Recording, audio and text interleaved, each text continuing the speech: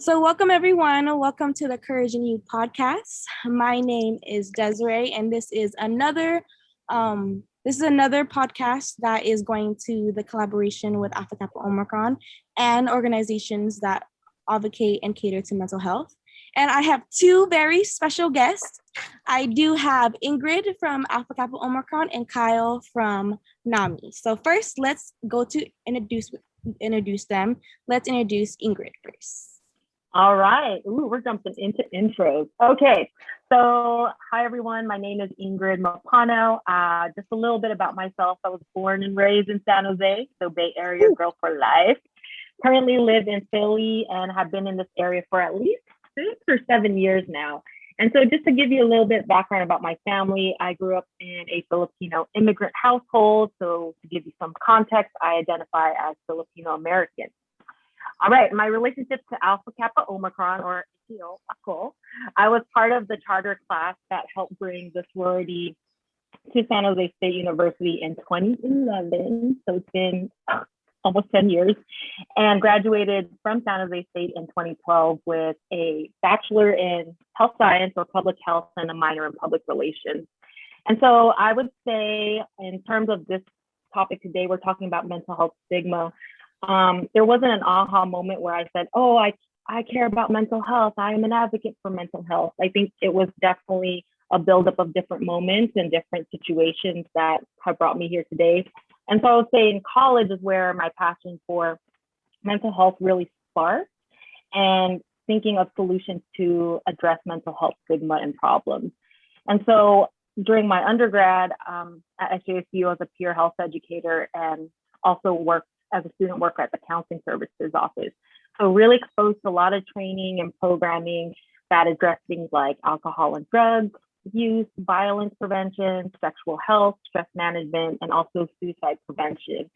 And I would say during that time, there was definitely a lot of personal struggles I went through, primarily related to family, that really impacted my mental well-being. And at the time, didn't really know what was going on. And also a lot of my friends, who I met in college were also experiencing very similar or different struggles, but we were all kind of on that same boat. And so I think, being a peer health educator and also getting that training, official training on different issues, I think I was able to help better support my friends and also my family, because again, they just were going through a lot similar to I was. So I think it's really important to be kind of trained. And so I'm almost done. But in addition to mental health, I'm also very passionate about addressing health disparities, specifically in racial and ethnic minority communities. And so that's why I decided to pursue a master in social work and public health dual degree, which I'm doing right now part-time, and also working full-time doing admin work at Temple University. So I'm living the fun life. And so I would say within the last 5 years or so, I've been really on this journey to self-heal and also just to find inner peace through meditation, yoga, and therapy. Yes, therapy. I can talk about that today. And so I would say, yes, until then, I was really focused on trying to help others, but really, I think within the last 5 years or so, been really focusing on myself so that I can help others. And that is my introduction. Thank you so much for being here. I love your introduction. Thank you for explaining who you truly are to explain the audience. So next, let's introduce Kyle. He is from NAMI. Can you introduce yourself and a little introduction about NAMI, what you do? Awesome. Thank you. Thank you, everyone. Thank you, Des, for setting this up. Ingrid, thank you for that. You were hitting so many notes that were snappables, and I was vibing with really hard. My name is Kyle Galimba. I am the events manager for NAMI Santa Clara County. I graduated from San Jose State in marketing in December 2019. So right before COVID, I got my degree and got pushed into the work field. And so that's what happened there. I'm very excited to be speaking on this topic and with this group with AKO. I am the little brother of a sister. My older sister was an AKO one, I want to say around 2015, 2016, around that year. And Ingrid actually knows my sister's ate, apparently. We found out before this. So like, that's super cool. Yeah. It's small world. Super. And I want to say, because Des, we were talking about CAPS over at San Jose State, like briefly earlier. And I started off getting this is all going to tie together. So I started getting my my counseling at San Jose State through CAPS, and it was the best experience, or the best counseling experience I've got through the board. I used to get it from Kaiser and other places. I don't want to talk smack about, but yeah. And yeah, no, it was all there. It was all free. And by the time when I graduated 2019, and then COVID goes down, it's just like, oh, I got my counseling for free. Now I'm not even at that school anymore. Now I can't even go outside. And that's when I came up on NAMI. And then I was like, I explained my situation. I emailed them. I was like, hey, I had the best counseling at school. Now I have really bad insurance and I can't get counseling. I'm tripping about work. I just got laid off, and I don't have school anymore. So I have all this big schedule with nothing to do. And I'm trying to stay productive. And they were super just like, oh, I'm so sorry. I was talking to a person that's just like, hey, I'm sorry your insurance is bad. Here, check out these things. And I'm still seeing the same therapist from from NAMI's recommendation. I'm finally diagnosed with general anxiety and severe depression, thanks to NAMI and the resources they hooked me up with. I'm finally medicated. And Ingrid, you brought that up. Yay. No shame in your meds game, as we posted recently. And yeah, no, I'm very excited to what we're gonna talk about, especially because school and mental health at that age is super rough. And yeah, and especially when you're trying to figure it out. Like I do stand up on the side, and having to juggle school and like is what I'm creative want to do, what I life want to do is really confusing and hard. Oh, I remember what I want to say. This Filipino club is where I first AKO and Akbayan. That's where I did ever did comedy. Yeah. It went horribly. But yeah, no, that's my spiel. And I'm the events manager for NAMI. Like I said, I know I'm going wild with this. Events for NAMI, we got some big things on deck I'll talk about later, but other things for resources. There's a bunch of things for race-related trauma resources for NAMI, PTSD for veterinarians, LGBTQIA+, different support groups, and everything's free. No cost to you. We pay for everything. That's why we need to do these fundraisers, because we gotta pay for. Okay, I love it. That's all I gotta say. I love it. Oh my gosh! Wow, thank you for sharing your story. Thank you. So thank you so much for being here. Like, I recently learned about NAMI, and I've always wanted to learn more about NAMI. So I really, really appreciate for you being here. I really appreciate you for being here to talk about this topic and to give resources to college students that desperately need it right now, especially in the middle of this pandemic. Mental health problems are rising right now, so I'm really, really happy. And let's just get started talking about the topic. Cool. Thank you so much for being here. So thank you, Des. I know. So the topic of today is stigma. And I know stigma is something that a lot of you may have heard. A lot of you may understand, but a lot of you may know, but don't completely understand what stigma is. So the stigma is society's negative perception of mental health. It's society's disapproval that often shows shame to people who live with mental illnesses, because society kind of looks at mental health as nothing, or it's not real. And they kind of look at mental health as an excuse or laziness, and that's not true. And it can also show exaggeration of what mental illness is, like in movies, and it shows that mental illnesses are insane or crazy. And that kind of gets this perception that your mental health is an embarrassment, and it's not. That we have this whole perception that society built that mental health is not important, it's too bizarre, and it kind of makes it so much harder for people who have mental illnesses or have struggles in their mental health. And because of this, the stereotypes and discriminations, and it makes it harder for people because of this constant fear and misunderstanding. And it's important because the stigma is the number one reason of why a lot of people don't get help.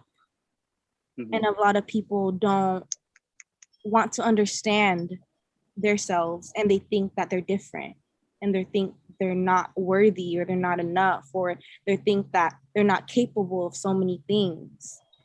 So it's really, and this topic of today is really, really important to talk about, because a lot of people don't want to talk about mental health.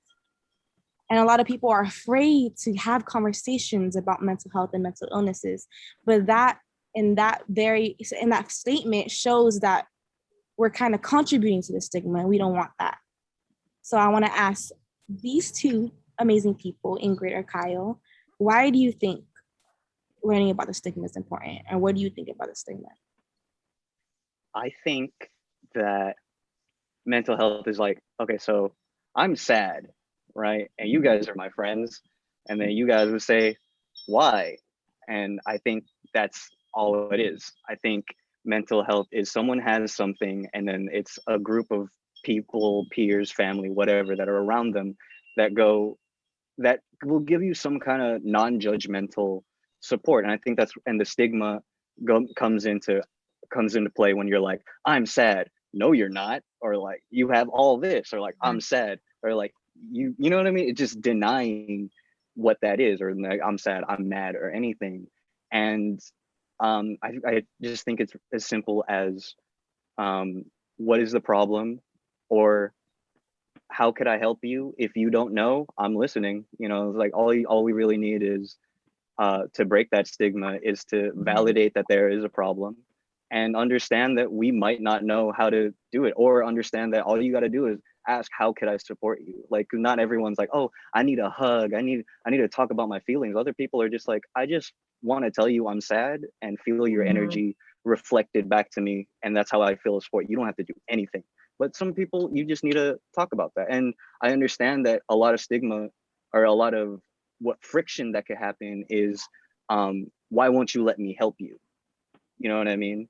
Like, if you're sad, if you're sad, why don't you let me help you? And I feel like that pressure is what adds to the stigma and the lack of understanding, because you could easily just say, I don't know how you could help me, and that's enough.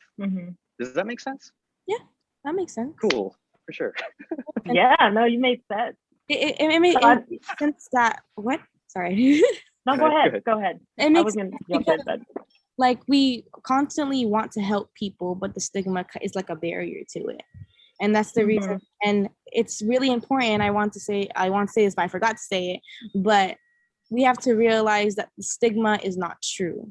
It's a bunch of misconceptions, misunderstandings that society kind of made. And it's important to understand that sometimes it's as simple as, hey, I'm sad. And it's as simple as like not saying like you're not supposed to be sad, or what are you doing, or whatever. It's to break the stigma is saying like, hey, how can I help you? And that's when. Thank you for that. How about you, Ingrid? I mean, I agree with what both of you are saying. And then I know, Des, you mentioned, there was one thing you mentioned that I wrote down was, you know, it says people don't want to talk about their mental health. But I think people do want to talk about their mental health, but I think we just don't have the environment and the culture that allows people to talk comfortably about the mental health. So I did want to bring that up, because I think that's what stigma creates. It creates this environment where people are afraid. Even for myself, I mean, my personal experience, it took me a while to even tell my mom, right, that I'm going to therapy. And as soon as I told her, she just said, oh my, like she went, you know, she kind of overreacted a little bit, in my opinion. But, you know, I think that's what stigma does. And I also think stigma creates this, the word that I wanted to bring up, I did, you know, before this podcast, think about it a lot, was it creates a culture of shame. So I think when people, you know, I feel like a lot of us are walking around with, I would say for myself, and I've said this kind of recently, it's like sometimes I feel like I'm walking with a mask, not the COVID-19 mask, but another mask of just kind of, you know, when I'm at work or even school, there's always that question of, how are you?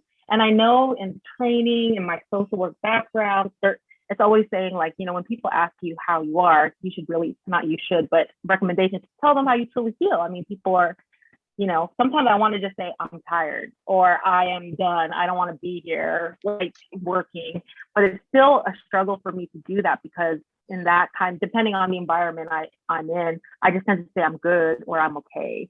But I think, you know, it's really hard because fighting that stigma is super difficult. But I think it's great that you're doing this podcast because I feel it's the first step to addressing stigma, to raise awareness and to talk about it like we're doing today and sharing the stories. So that's what I wanted to add to this piece. Like you said, it's really the first thing that you should do is to talk about it, you know, and a lot of people, like you said, and it's true that people do want to talk about it, but they're restricted and feel like they shouldn't. But this is like what we're all doing today. We're talking about it. I'm gonna add a personal story because I want to talk about the loneliness that comes out of stigma for the individual afflicted. So my first, mental break, I was about 17 and I was getting bullied. I was in a toxic high school relationship with a girl who was in and out of the mental hospital. I was with her through 1 or 2 suicide attempts, I think. And this is all through 17. And I'm struggling with my own, sexuality at the time. So it was just a whole lot for 17 and, getting ready for college apps and stuff. So I had a break. And immediately after that, my mom, we stopped really talking. Come to find out recently, she was scared of me after that. She thought I was some type of crazy. And what I want to bring up is the loneliness that comes out of that, because I didn't have to figure anything out of this alone. I didn't need to go find out, like if someone had been like, oh, let's go find some resources together. I feel like that would have made the whole thing a lot faster. So the problem with stigma, I think, is it protects an incorrect way of thinking while ignoring the needs of the person actually afflicted. And yeah, that's it. Thank you so much for sharing that. Yeah. And that's really like, I love how you said that. I love how you said that, because with the stigma, it does really, like, no one really talks about the loneliness the stigma brings, and that we have the opportunity to break this, Right. And, like, even right now, like, I'm such an advocate for mental health, and I always tell everyone, like, it's okay to feel, it's okay to be sad, and I'm here to talk to you. But when I'm going through my own thing, like, I still kind of get afraid, like, should I say this? Like, I feel like I've been talking about my sadness way too much, but I'm really struggling right now, and I'm still kind of living through the stigma. Right. And it's really important for all of us to kind of like understand the stigma, understand how to break it. And it's not going to be a day. It's not going to be that moment that, oh, the stigma is gone. It's like, it's a whole generation. Yeah. I feel like in this process. Yeah, it's a process. And I feel like in this, like mental health is looked at in a different way comparing to other generations. Like, it's a lot better now, but I feel like we can just do even more better. So, right. So next we're going to talk about like the examples of stigma. Like, what do we do in our lives that contribute to stigma, but we don't realize it?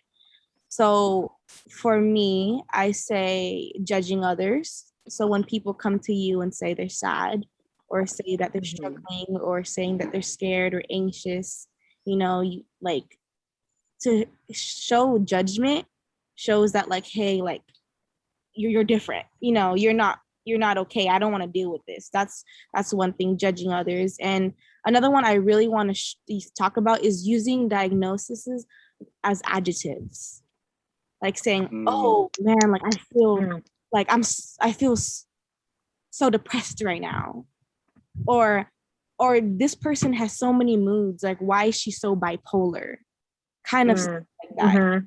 And that's one thing that sometimes we don't even realize that we're doing. but that's a really big one that's contributing to the stigma, because, you know, if you said that to an actual person who has depression, that's kind of like an insult, because depression is not only sadness. You know, it's much more than that, and using it as an adjective kind of minimizes it, and kind of shows like, oh, you're depressed, okay, go out for a walk. That's not right. So that's a couple of things. What do y'all think? I mean, I just thank you for bringing that up about language and the importance of it, because I think when we label people or we use, like what you mentioned, some of those words. So growing up, like recently, I've been working on not labeling people as crazy or retarded. I don't even like that word, and I just said it. But you know, growing up, that was normal. Like that was such a normal thing to call people. I remember sometimes, you know, on Facebook, those memories come up, and I'm kind of embarrassed sometimes about the things that I've posted on Facebook, and you know, some things I've said, like in comments I'll read from when I was a freshman in college in 2009 or something. It said something like, "You're gay," or "This is retarded." That was part of my language. And so I think at the time, I didn't really know that. There was no awareness about it. So I think you're right. In recent years, there has been more push towards that. And so I've been been more aware of it. But I also think it's important that we don't, and I don't use this word, but now I know a lot of people, the cancel culture, where, you know, as soon as someone says that, I think people tend to shut them out and say, "Oh my gosh, I can't believe they said that. I don't want to be their friend."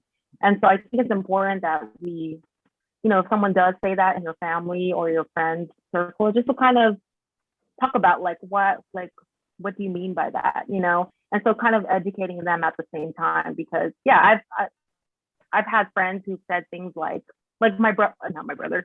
I had a friend who one time said, you know, was just like, "Oh, that's gay." And so I remember at first I was really offended, but then I just asked this person, I just said, "What do you mean? Like, what do you mean by that?" Or if it's something else like, "Oh, that person's bipolar." So I just ask them, like, "What do you mean by that?" And then most of the time when I ask that question, they're kind of stumped because they don't really know why they even said that, or there's really no meaning to it. So I think that's kind of an educational moment. So I think that's great that you brought up that one thing is language, and just being aware of it, but it's okay to make mistakes and just kind of talk to people about it. I love that you said that like sometimes people don't mean it, and that's where you can go and educate other people. I love that. Thank you so much for sharing. How about you, Kyle?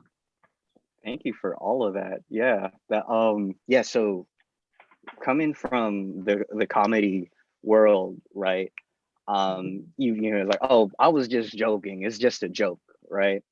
And when I talk to people about comedy, it's like, "Oh, is it hard to do now? Like, because people are so cancel culture, da da da." And it's like, it's really interesting to me. And one of my mentors, Che Guerrero from Philly, actually,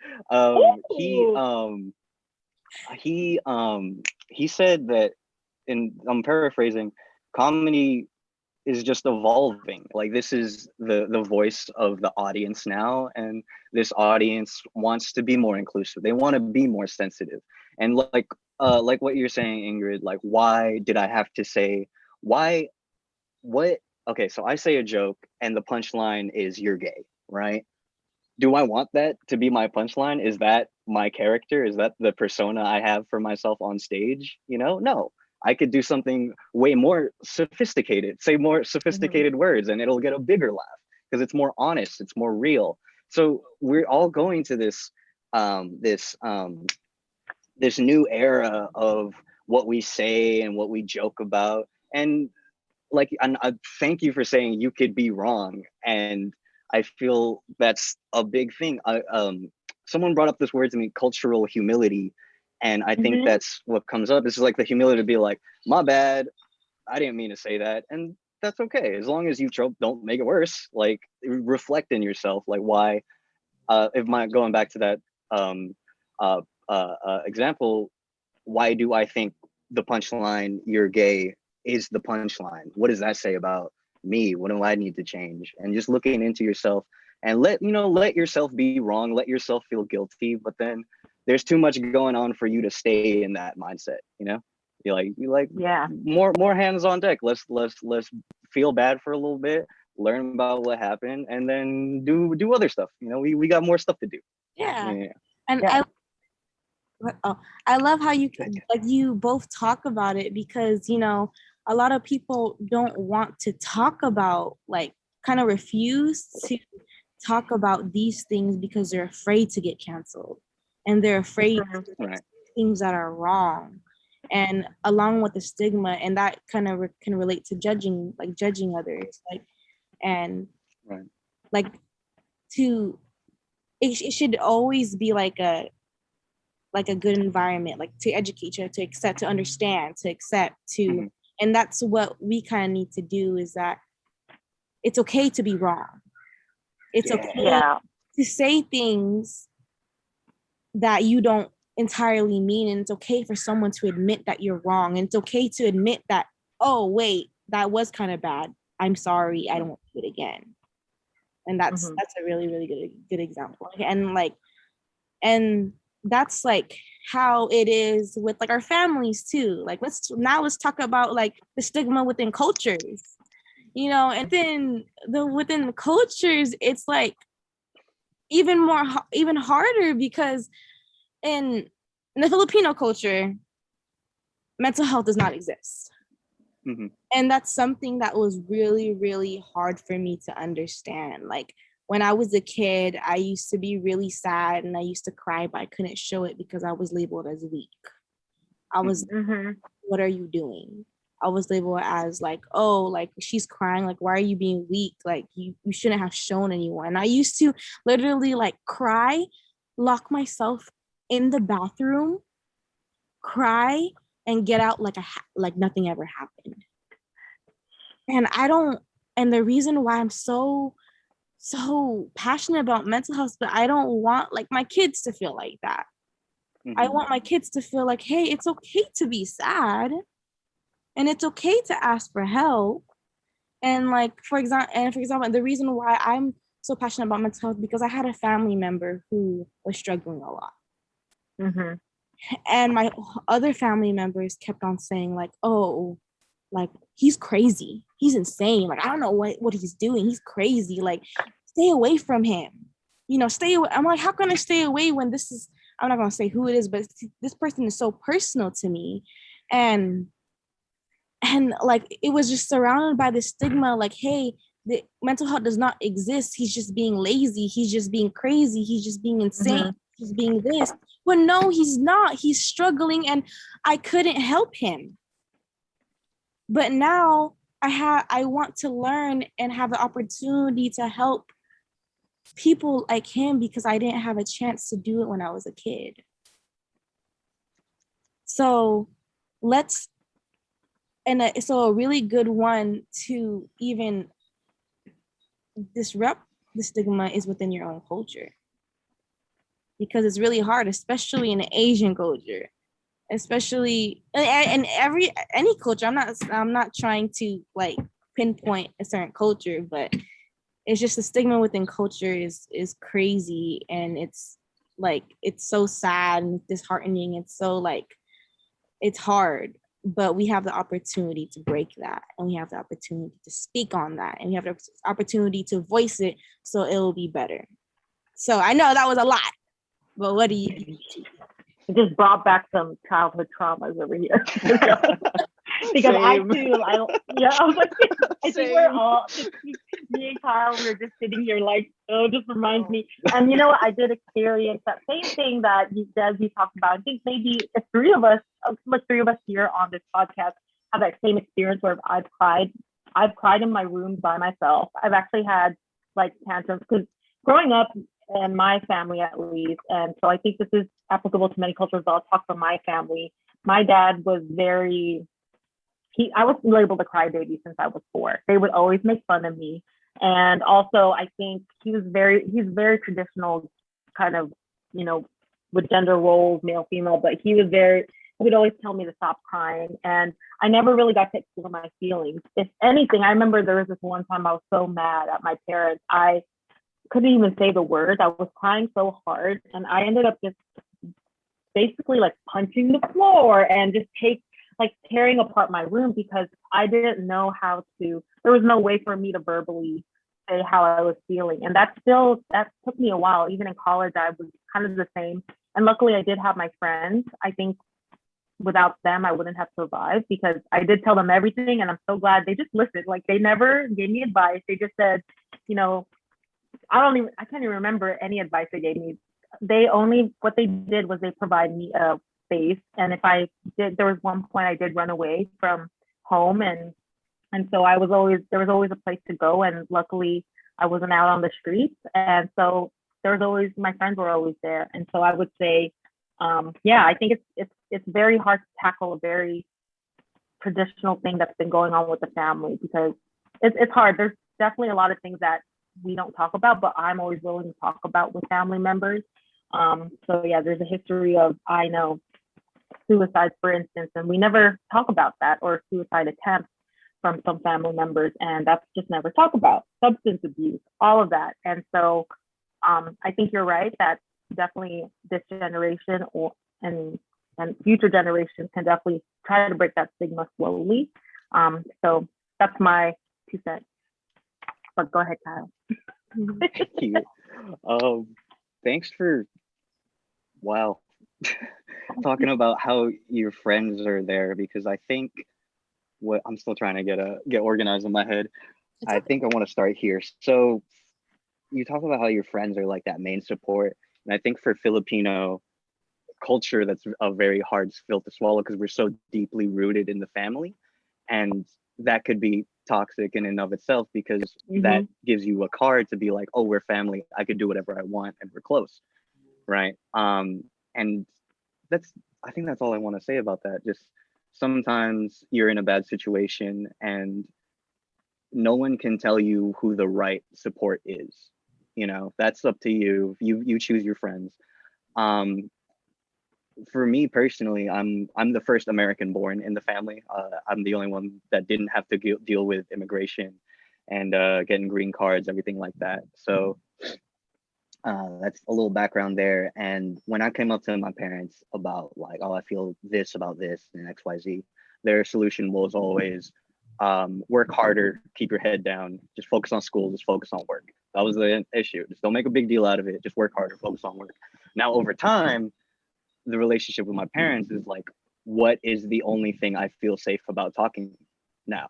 I have work. I could talk to you about work. I could talk to you about school. And then over time, what if work and school isn't going that well? What can we talk about? And then there's just like so many layers of shame that are there in a stigma that chooses, or in a culture that chooses to focus on work, you know, hard work and pulling up by the bootstraps. And maybe when you're in this new country, that's your main idea, survival. But now we're in a time where we want more than that, you know. And I know it's gonna be, on the last point, it's gonna be very hard to talk to someone like for me, like, mommy, puppy, you're not listening to what I'm saying, you know, like this is what I'm trying to, like, there's a stigma involved in this. Again, like, you are in charge of what's too much and what's not, and something like, don't keep barking up the same tree if it's bad for you, is what I want to say. Like, I'm not saying you got to cut out everyone, cut out your whole family, but, you know, give yourself some time for space. If whatever it is, if you could physically get out of the house, sure, go with your friends. If you can't, like, go get lost in a book or something. But it's a lot of stress to want to have to change someone. And what my therapist told me is, like, you may not be able to change them, but you will be the generation that breaks that cycle of stigma. Like, you are for sure learning from this. You are not going to treat your kids the same way. So at the very least, you can't, like, you may not be able to change them, but the very least you could do better. And I think that's very powerful, and I think we could all do that. Yeah. I love that. I love how you said that, because I was like just thinking, like, I didn't like the stigma I had in my culture growing up, but I also notice the opportunity that I have to help the next generation, or my generation, you know, to help my kids. to help my little nieces and nephews that they're struggling with their mental health. And I have the opportunity to say like, hey, it's okay. It's okay to be sad. Mm-hmm. It's okay to sit here with me and cry. And that's one thing that you could do is one thing. And that leads to one of our last topics is the ways to break through the stigma. And I have like a whole, I feel like list is first is to end the negative perception. The end negative perception that mental health is not okay when it is. That's to end it. And next is after you feel like you like understood it a little more is to educate other people, like how we talked about earlier in this podcast. To educate other people, like, hey, you're not supposed to say that. Why'd you say that? You're not supposed to. Like, or hey, and then next one is to be there for people who are hurting. That's a really good one. Because a lot of people kind of like feel like there's no one there for them when they're hurting. But if you can be that one person that can be there for hurting, that can influence that person to be there for someone else who is hurting. And that person to be there for someone else who's hurting. And it's going to be like a domino effect that we're all, and it comes to the like a society that is there for each other. Mm-hmm. So what do y'all think after I said those things? Girl, I agree with all of that. And so something I did want to bring up too, but I think ties in with this, to fight against the stigma, and I wrote it on my little post-it over here, is kind of to fight against, I don't know if this is coined, but like the perfect life culture. I think in general, you know, I don't know, this is just from my experience growing up, especially with social media. And, you know, we post what we just usually post what's kind of like the best aspects of our life.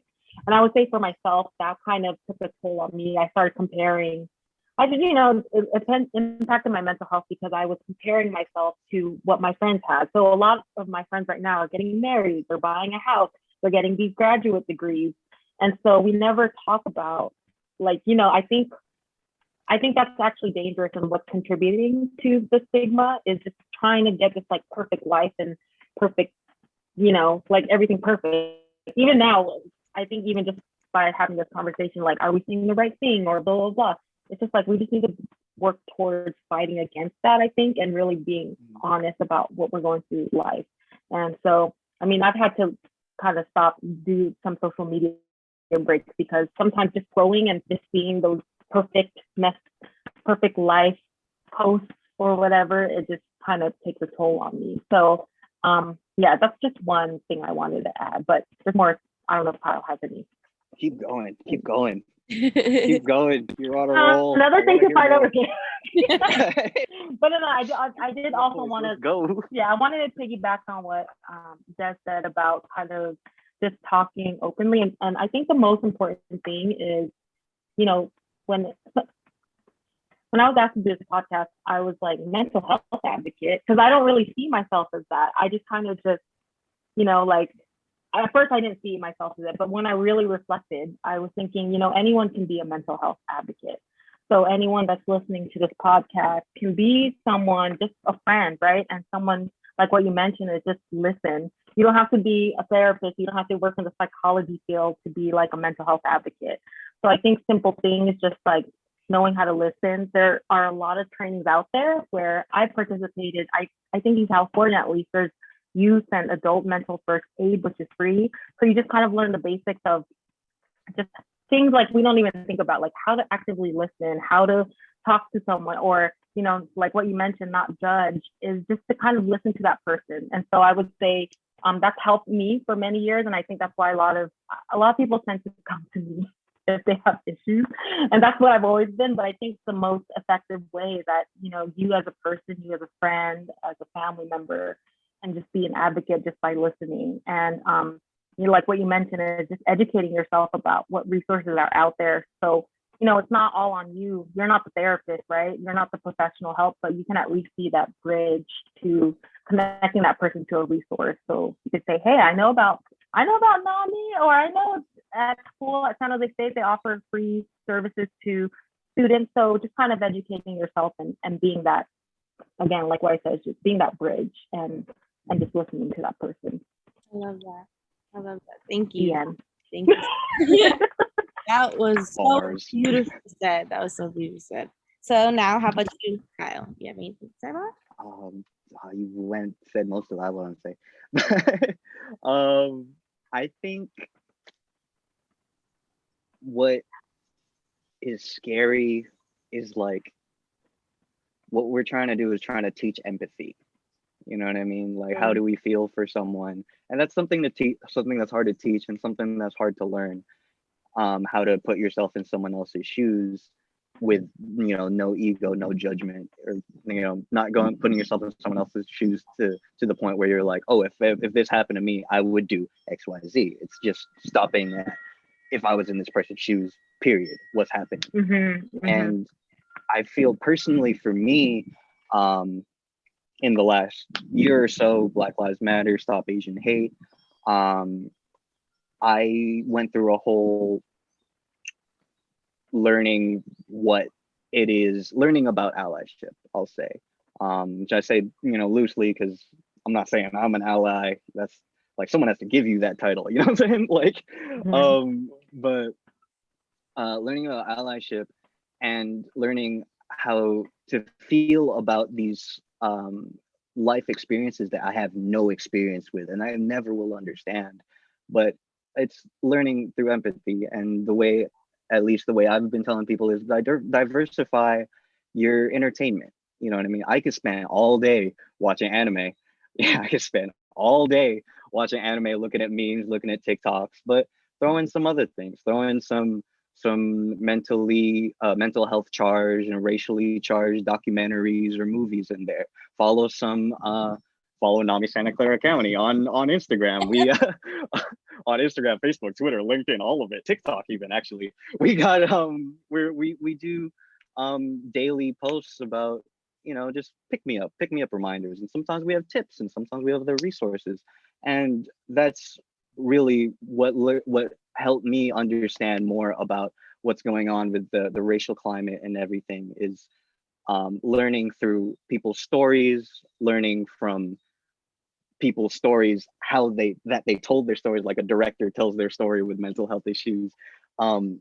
Everyone's sharing it through ways where you don't have to read articles, you don't have to read books, you can just watch it. It's on Netflix. They'll probably make their own like mental health movies to watch pretty soon. I'm sure you could Google that right now and find it, but just diversify what you're watching and what you're reading, and I think that would be a really great step.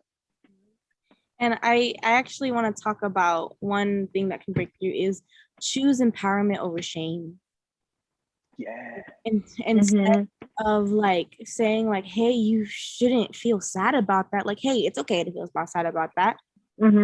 Just because you're sad about it doesn't mean you're going to be sad forever. Sometimes, what I always tell my clients at work is that it's okay to feel sad. It's okay to cry, because those are both natural. It's okay to feel anxiety, because they're all natural feelings. And instead of saying, hey, I shouldn't feel like this, saying it's okay to feel like this, because after this sad moment, I'm gonna really I'm gonna feel the happiness of that. I'm not sad anymore. And choosing empowerment sometimes could be hard, because sometimes our mind is telling us like, hey, like I shouldn't feel like this, like, hey, you shouldn't be sad, or hey, I shouldn't feel like this. And that's exactly what I feel like I'm going through with grief. Like, grief is something new to me. I just recently lost someone who's so very important to me from COVID. And I keep on telling myself like, hey, like it's been months and I'm still sad and I'm still sad and I'm still sad. I feel like I can't find happiness. I'm still sad. But instead of telling myself, hey, I shouldn't feel sad, I'm like, it's okay to feel like that, because I'm human, and it's okay to feel sad, because it's appropriate, that it's okay to feel like grieve right now, even if it's been months after, because it was really important to you. And that could be empowerment, to empower the sadness. And that doesn't mean that you're going to make the sadness more, you're going to make yourself sad more. It means that sadness is not a weakness. Crying is not a weakness. Showing that you feel is not a weakness. It's actually a strength. Sharing that you feel something is a strength. And that's one big part of the stigma, is that when people feel like they share their struggles, they think people are weak, and that's not true. It's actually people who share their struggles are actually very strong for having the courage to share it. And that's exactly what is rooted in my podcast. It's called The Courage in You, is for people to have the courage to talk about these things, to have the courage to break through from the stigma, to have the courage to admit that it's okay. I'm sad, and that's okay, and I'm gonna be okay. So that's and to remember that our mental health is not our fault. Our mental illnesses are not our fault. We are not our struggles. We are not our mental illness. That is not our identity. Our identity is who we are as ourselves. Our identity, how we think that we are. Okay, yeah, maybe I might be diagnosed with depression. I might be diagnosed with bipolar. I might be diagnosed by schizophrenia, but that's not me. That's just something about me, but it's not me. And that's one big way to look from the stigma. And I feel like as the new generation, we are capable of breaking the stigma and straying away from the negative perceptions of mental health. And it can all start with you. It can all start with me. It can all start with all three of us. It can all start with whoever is listening to this. So, because whatever you do, you can influence others, and you can even influence a whole generation. We kind of forget of how much power we have in our own voice and our own empathy and our own way of thinking. And we have accepted mental health a lot more compared to other generations, like I said. But although there is potential to do more and to educate others, then that mental health is important, and it should be taken care of, and it should be talked about, and it should be accepted, because you never know who has mental health struggles. Best friend could have mental health. You don't even know, So I encourage everyone who's watching this to just talk. Listen to us. I'm kidding. You better be listening, better be taking all these strategies. Yes, very we good. Love you listeners back home. You listeners better listen Listeners. to this important message. Yeah. So y'all I was just gonna better subscribe to Tita Desiree. Tita Desiree's corner. Let's go. Over here. So yeah. So go ahead if you want to say anything. No, I was just gonna say thank you, Des, for like sharing your story and yeah, I mean, in terms of I think what will make a difference is if people share their personal stories and get comfortable with that. I would say, at least for me, when I would just make going to therapy, I just kind of do it like in daily language. And so I think, for instance, like with my friends and group chat, we just kind of talk about going to therapy as if it's going to the doctors for your physical health or something. So we just normalize it. So it's not just like, oh my gosh, what is this? It's the end of the world. It's not the end of the world, So we always talk about saying, hey, I see my therapist for this. Hey, there's a stuff. And so I think that's one way. And there was also, even on my social media sometimes, and I'm not on as much, but I used to just say things like, oh, in therapy, I learned this today, as if it's normal.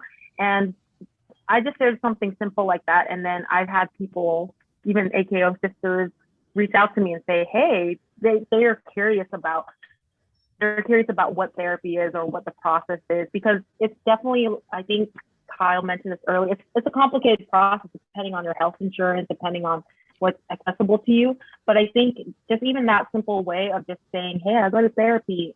I've had people reach out to me, just ask about my experience with a therapist. And in general, in therapy, it's kind of, it's a process. But I think once you start educating yourself about what that is and talking to people, it just creates this comfortable conversation. And so I've been lucky enough, like I've had great conversations with people just about their struggles, and they don't have to tell me everything, but they just say, hey, I'm having a hard time. And so I think just sharing even something simple like that on social media, or just in general saying, hey, I'll go to therapy. Even at work, sometimes I'll just say, yeah, I see a therapist. And so I think just making it normalized. I think that's one way to address the stigma. I love that. Thank you. I love that. Yeah. And you have anything else to say, Kyle, too? About I want to talk about. Oh yeah, so NAMI, actually, this is where I get all the plugs in.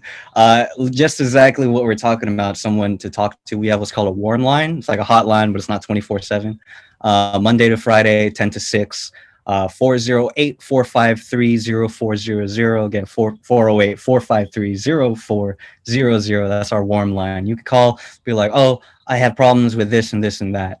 And they'll say, they'll talk you through it. They all have training to talk down situations. And they could also be like, oh, you could also just be like, hey, I'm looking for affordable housing for my son who just got released from rehabilitation, something like that. And we could at least point you in the right direction. We could give you more NAMI related resources, maybe. Oh, also, if your son wants some what's the word? If your son wants some support groups, we could hook them up with that. If you, the parent or the person calling for this other afflicted individual, do you need support? NAMI is really big on helping everyone involved in the situation. One person afflicted isn't the only person affected. It's all hands on deck. It takes a village, and even supporting someone can have a negative effect on your mental health, as even as big-hearted and as much as you try. Like it affects us all, and that's no one's fault. I got a couple more things. I'm sorry. If you want to get involved and just talking about empowerment, NAMI Santa Clara County, we are getting our NAMI Walk Silicon Valley on the way. It's like a 5K walk, but since we've gone virtual, it's gone. Yeah, so I got on the job as soon as we went. Adjustment. Right. So yeah, if you go to our website, NAMI Silicon or NAMI Santa Clara County, follow us on Instagram. You could get all those updates on how different ways we could get together virtually or in person. We're working out the logistics and just celebrate what's happened with mental health. There's a lot of people who are like, oh, I've done the walk every year for the last 20 years in memory of my daughter who passed, things like that. And we are also we're making this big push for to show diversity, inclusion, and equity, because one of my personal goals with NAMI Santa Clara County is to diversify mental health in communities of color where it's highly stigmatized. And we got a bunch of things on that. We got vignettes on the way. We got a TikTok challenge that's on the way. And there's already this diversity initiative is already live. If you go to the resource section of our website, you'll be able to find, oh, I'm a AAPI, I'm a Filipino American, so I'll find AAPI related mental health resources if you go to the resource section of our website. And pretty soon we're in the beta test of these surveys real quick. You'll be able to like, oh, I'm a Filipino American, let me take this Filipino American survey real quick and be like, what is mental health like in my community? Who can I trust that I could talk to? Like, what are ways that NAMI can communicate to me and my community to understand each other better? We want to learn how to talk to you specifically, as specific as we can, and help you, give you the best help. Are we saying things in a non-competent way? We want to know those things. And that's going to have a whole music video thing with it too. I can't announce yet, but it's super, we're so excited for it. And finally, last thing, we have an event with the Warriors coming up early May. The Warriors is doing this whole big initiative. They want to make mental health at one of the forefront of their stuff, and they reached out to us. So maybe the mid to late month in May, there'll be some things. There's going to be an official mental health NBA game. I believe I can't say that yet, actually. I believe. Yeah, but it'll be an official game, and it'll be a week long of activities before that. So follow us on social media, NAMI Santa Clara County. Go to our website. Give us a call on that warm line. They'll give you my number, 408-453-0400, NAMI Santa Clara county.org. All of our socials are NAMI Santa Clara or NAMI Santa Clara County. We're looking for volunteers. We're looking for interns. If you want to get more involved, getting involved with your local NAMI is super empowering. You learn so much. That's how I got this job. And I love it here, and I love these different opportunities where I could reach out with people in my community, people I've San Jose State, I have a very big heart for San Jose State, and this has been a very amazing experience. Desiree, when you need a job, hit me up. And, like, yeah, that's it. I'm just really grateful. Thanks for letting me ramble. I appreciate you guys. Thank you. It's so important. I'm really happy that you even talked about these NAMI resources, because even I didn't even know all these resources were important. I'm thinking to myself, like, hey, I'm gonna reach out to them soon because I feel like I need it.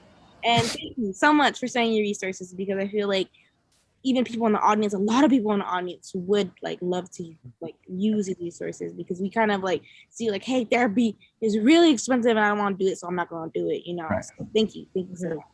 Oh, that's another thing. Mental wellness is not just going to therapy. It's not just going, like you said, it's not just going for a walk either. It's a mix of things. Yeah.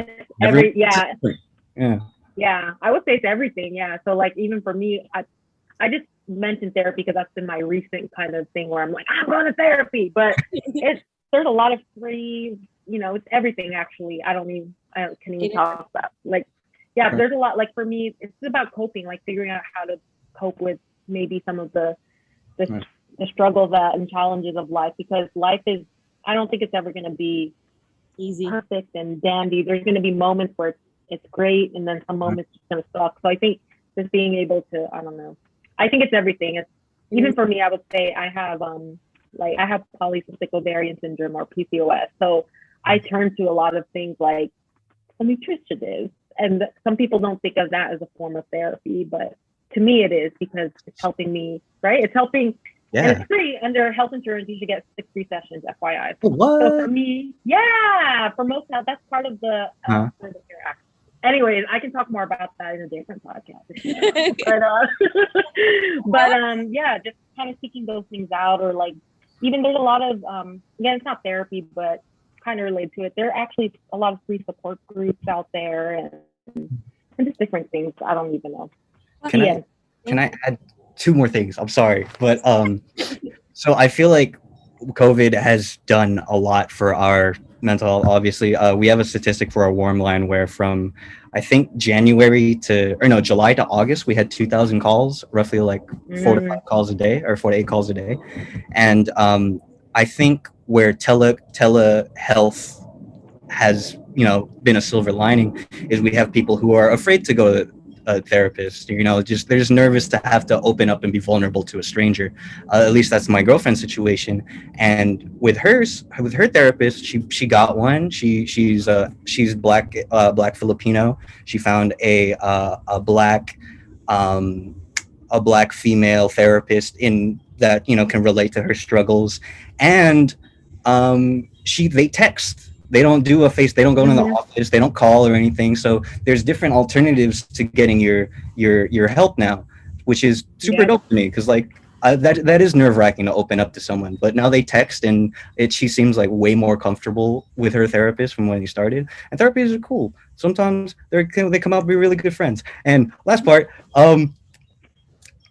COVID brought so much more awareness on mental health issues. That's it. It's gotten, everyone wants their hand in mental health, and I think that's really cool. And thank you for doing this, Des. Thank you, AKO. Thank you. Lastly, I do want to ask both of you, what is the biggest takeaway you want the audience to learn from this topic, this conversation, anything right now? What do you want what do you want to tell them personally? I mean, I would say for me, my key takeaway is, I think reducing the mental health stigma starts with you, and starts with the individual, and kind of doing the work. So, I mean, that's what I've been doing lately, is really just kind of find that inner peace and I with my therapist right now, we're talking, he just mentioned all the dialogue, the inner conflict that I have within myself. And so I think before you can even help others, which I think a lot of us hear all the time, is you have to help yourself first. So that's really the key point, I think, is one way of reducing the mental health stigma. And then I think the last point for me is that raising awareness to address stigma. One of the other first steps too is also just kind of raising awareness and educating and talking about it like we are right now. So again, I'm really grateful that AKO is working with Des on this podcast to really just bring this conversation and also bring the resources. So I definitely learned a lot from Kyle and NAMI Santa Clara. Thank you. Thank you so much for your message. How about you, Kyle? I want people, everyone's different. Their backgrounds are different, which means they got their own triggers. And everyone's like journey to health and like being okay with yourself and self-esteem and self-actualization, that's all different too. And they're at different paces, and yeah, none of it's the same, but like we could just hang out in between when things are similar, you know, when we have time to. And yeah, that's it. You know, just be mindful that everyone's different and we're all the same. That's it. Thank you. And thank you so much. And then my message is that you have so much power and you have so much opportunities to influence the generation and to break through this stigma. So I want all of you to recognize what opportunity you have. And if you want to take the steps too, you can. It's not impossible. It's not difficult, but if you really love it, that you can. Mhm. And if you have something to say, that you want to speak out and you don't really want to put your name on it, I do have a blog that you can share your story or share whatever that you need, and it's totally anonymous. So the Courage in You blog, it's all the way at the end. If you have to share your story about anything you want to share about yourself, it could be as deep, as casual, as any you want. I will be here. And I want to say that I will post it on my Instagram, on my platforms, just to show people like, hey, my voice is heard. Even if they don't know who I am, my voice is heard. So if you ever feel like you need it, I'm here. I will be doing the same thing with Alpha Kappa Omicron's Instagram when we release this podcast. And to end this podcast, I want to say these affirmations. You can say it in your head or say it out loud if you would like. But here it is. I accept my feelings. I am enough. I learn and grow through struggle. I am not alone. This too shall pass. My pain or struggles are not my identity. I can express myself freely. I am where I need to be in this moment. I matter, and I am deserving of everything great. So thank you for all listening to us with our real and raw conversation. And thank you for being here to the Courage in You podcast.